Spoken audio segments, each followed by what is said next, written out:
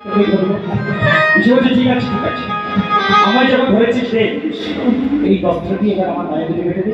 কৃষ্ণ সকলে আমার জন্ম বেশি করে নয়ন দিকে বেঁধে দিচ্ছে। হরে হরে নমঃ হরে